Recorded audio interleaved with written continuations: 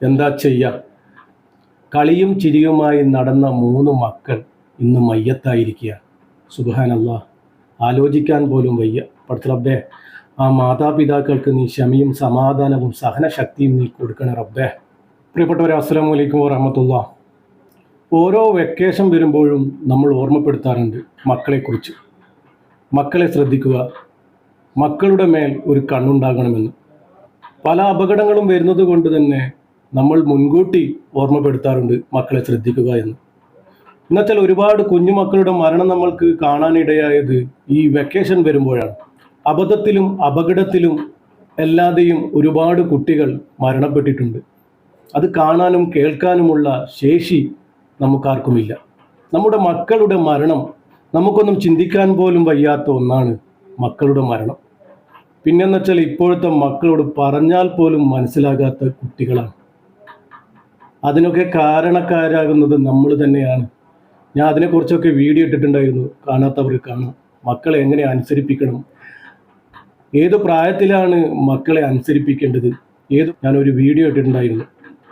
നമ്മളൊക്കെ ഒരുപാട് പേടിച്ചതുപോലെ തന്നെ അപകടം വന്നിരിക്കുകയാണ്. ക്രിസ്മസ് വെക്കേഷനിൽ ബന്ധു വീട്ടിലെത്തി എരിഞ്ഞിപ്പുഴയിൽ കുളിക്കുന്നതിനിടെ 3 കുട്ടികൾ മുങ്ങി മരിച്ചു. സുബ്ഹാനല്ലാഹ്, പോയി. ഈ 3 കുട്ടികളും ബന്ധുക്കളാണ്, സഹോദരി സഹോദരന്മാരുടെ മക്കളാണ്. റിയാസ് 17 വയസ്സ്, യാസിൻ 13 വയസ്സ്, സമദ് 13 വയസ്സ് എന്നിവരൊക്കെയാണ് മരണപ്പെട്ടിരിക്കുന്നത്. ഇന്നാ ലില്ലാഹി വ ഇന്നാ ഇലൈഹി റാജിഊൻ. എല്ലാവരും ദുആ ചെയ്യണം. 3 കുട്ടികളും എരിഞ്ഞിപ്പുഴയിൽ ഒഴുക്കിൽപ്പെടുകയായിരുന്നു. അതിനു മുമ്പ് ഞാനൊരു വീഡിയോ നിങ്ങൾക്ക് പ്ലേ ചെയ്ത് കാണിച്ചുതരാം. നമ്മുടെ മക്കളെ നമ്മൾ മാതാപിതാക്കൾ എത്രമാത്രം ശ്രദ്ധിക്കുന്നുണ്ട് എന്ന്. ഞാനൊരു ബീച്ചിൽ നിന്ന് എടുത്ത ദൃശ്യമാണ്. കാണുന്നില്ലേ? കുട്ടികൾ ഇങ്ങനെ കളിച്ചുകൊണ്ട് നിൽക്കുന്നു, മാതാപിതാക്കൾ എവിടെയോ. കാണുന്ന നമുക്ക് ശരിക്കും പറഞ്ഞാൽ ബേജാറാവുകയാണ്. ഇവർക്ക് ആ മക്കളെ കുറിച്ച് യാതൊരു ചിന്തയില്ല. അവിടെ സെക്യൂരിറ്റിക്കാരെ തന്നെ പറയുന്നുണ്ട്, കുട്ടികളെ ഇങ്ങോട്ട് വിളി. ഇവർക്കൊന്നും യാതൊരു കൂസലുമില്ല. അപകട മേഖലയായ പല സ്ഥലങ്ങളിലും കുട്ടികൾ ഇങ്ങനെ പാഞ്ഞു കയറുകയാണ്. ഇത് ബീച്ചിൽ നിന്ന് ഞാൻ എടുത്ത ഒരു ദൃശ്യമാണ്. കണ്ടു നിൽക്കുന്ന നമുക്ക് വല്ലാത്തൊരു വിഷമമുണ്ടാക്കുന്ന കാഴ്ചകളായിരുന്നു ഇതൊക്കെ. അവസാനം കുട്ടികൾ അപകടത്തിൽപ്പെട്ടിട്ട് പറഞ്ഞിട്ട് കാര്യമില്ല. നമ്മുടെ മക്കളെ നമ്മൾ തന്നെ ശ്രദ്ധിക്കണം. മാതാപിതാക്കൾ ഒരു ഭാഗത്ത് കുട്ടികൾ ഇങ്ങനെ കളിച്ചുകൊണ്ടിരിക്കുക അപകട മേഖല സ്ഥലങ്ങളിൽ നിന്നും. അപ്പോൾ നമ്മൾ എന്തായാലും ശ്രദ്ധിക്കണം.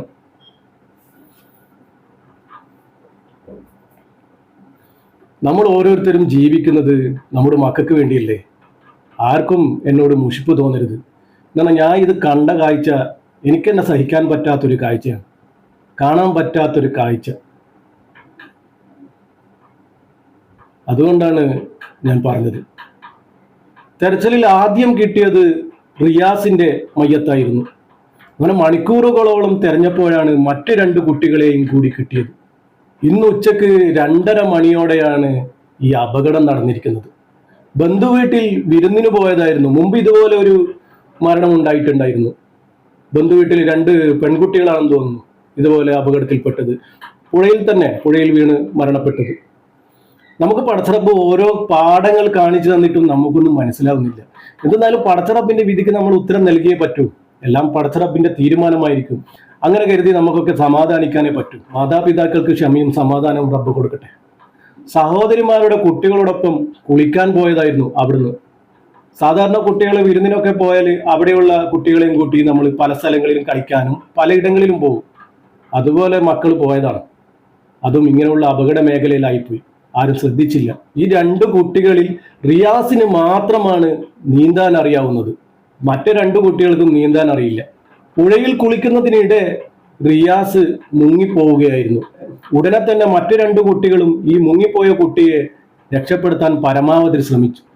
അതിനിടയിൽ ഈ കുട്ടികളും മുങ്ങി. അങ്ങനെ 3 പേരും മുങ്ങി മരണപ്പെടുകയായിരുന്നു ഉണ്ടായത്. ഇവർക്കൊപ്പം സ്ത്രീയും ഉണ്ടായിരുന്നു. ആ സ്ത്രീ അലമുറയിട്ട് കരയുകയായിരുന്നു. അങ്ങനെ നാട്ടുകാരൊക്കെ കേട്ട് നാട്ടുകാരൊക്കെ സ്ഥലത്തെത്തി ആ കുട്ടികളെ രക്ഷപ്പെടുത്താൻ വേണ്ടി ഒരുപാട് ശ്രമിച്ചു. അങ്ങനെ കുട്ടികളെ കിട്ടിയെങ്കിലും ജീവൻ രക്ഷിക്കാനായില്ല, മരണപ്പെട്ടു. അതിൽ റിയാസ് എന്ന കുട്ടിയെ രക്ഷാപ്രവർത്തകരൊക്കെ കൂടി രക്ഷിച്ചു ആശുപത്രിയിൽ എത്തിച്ചെങ്കിലും അവിടുന്ന് മരണപ്പെടുകയാണ് ഉണ്ടായത്. നാട്ടുകാരും ഫയർഫോഴ്സും സ്കൂബ ടീമുമാണ് തെരച്ചിൽ നടത്തിയത്.